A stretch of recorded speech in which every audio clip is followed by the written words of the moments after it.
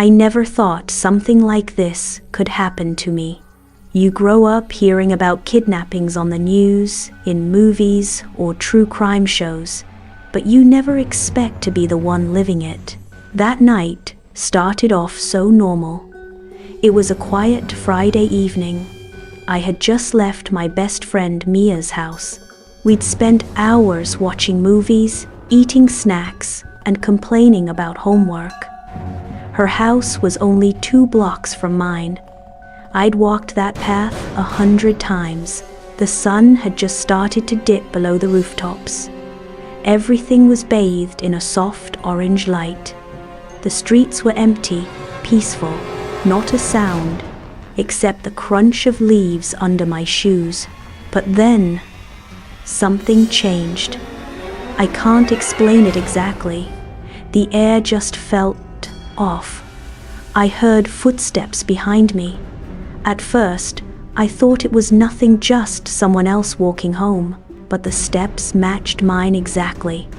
When I slowed down, they slowed. When I sped up, so did they. I turned around, no one. I laughed nervously to myself and kept walking, but my heart was beating faster. Something didn't feel right. Every shadow felt darker. Every sound felt louder. Then, out of nowhere, a strong hand grabbed me from behind.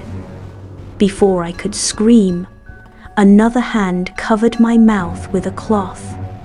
The smell was sharp, bitter. My body went weak, and everything faded to black. I woke up in a place I didn't recognize. The room was small, cold. The floor was made of concrete, and the walls looked like old wooden boards. There was only one small window, high near the ceiling. It let in a bit of pale gray light. My hands were tied behind my back. My ankles too. My throat was dry, and my head throbbed. I tried to scream. Nothing came out but a broken whisper. Then the door creaked open. A man walked in. He was tall, dressed in black. His face was hidden behind a cheap plastic mask, the kind you'd buy for Halloween. He didn't say a word, just stood there, watching me. I asked, "Why are you doing this?" My voice cracked. He didn't answer, just stared, and then he left. Time passed slowly. I didn't know how many hours or days I had been there. Sometimes he brought food, dry bread, water, sometimes nothing. He would enter the room and just sit silently. Other times, I could hear him outside the door, talking to someone else, a woman maybe. Her voice was lower, angry.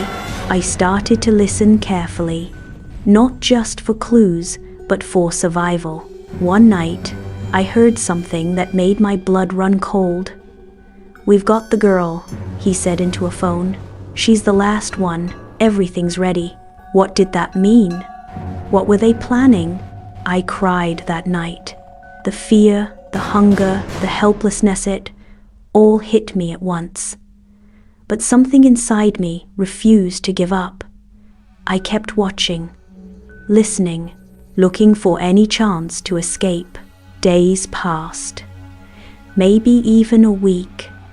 My wrists were raw from the ropes. But I noticed something. The man was getting careless. One night, he locked the door, but I only heard 2 clicks instead of 3. I waited. Minutes felt like hours. Then, when everything was quiet, I moved. I twisted my hands.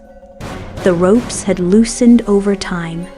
After several painful tries, one hand slipped free, then the other. I untied my feet, stood slowly, and crept to the door. My fingers trembled as I turned the handle. It opened. The hallway was dark, long, silent.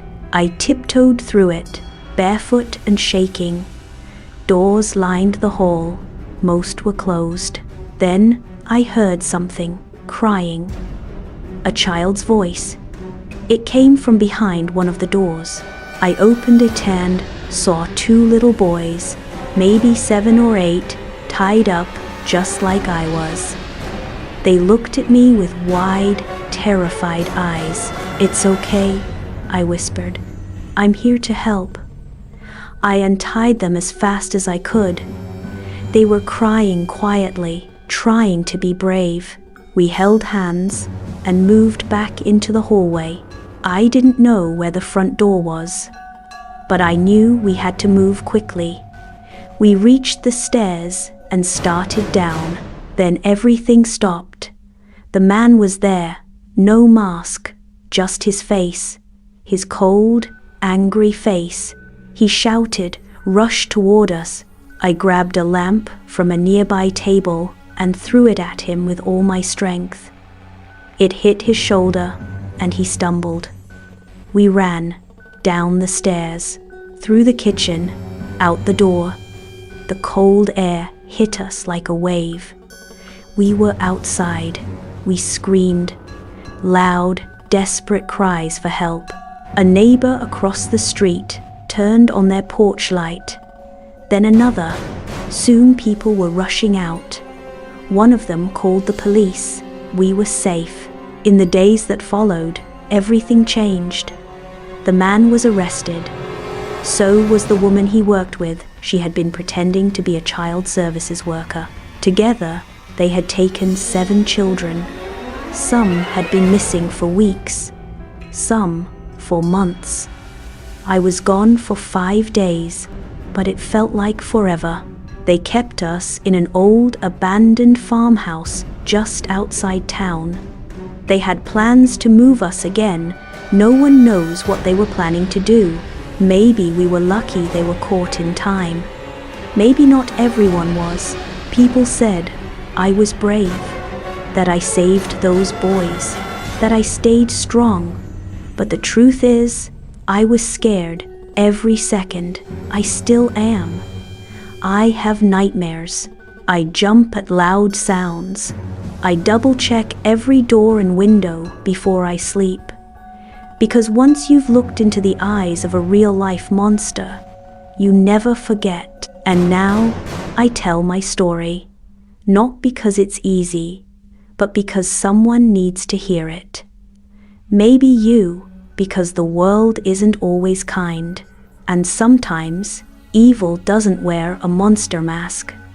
Sometimes it smiles at you from the sidewalk. Sometimes it pretends to be your neighbor. So please, pay attention, be aware, protect each other, and never, ever assume it can't happen to you.